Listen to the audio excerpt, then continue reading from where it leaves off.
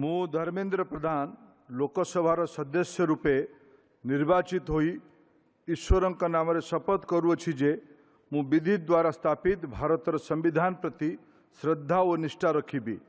मु भारतर सार्वभौमत्व और अखंडता अक्षुण्ण रखिबी एवं मु जेउ पद ग्रहण करने को जाऊँगी ताहार कर्तव्य श्रद्धापूर्वक निर्वाह करिबी।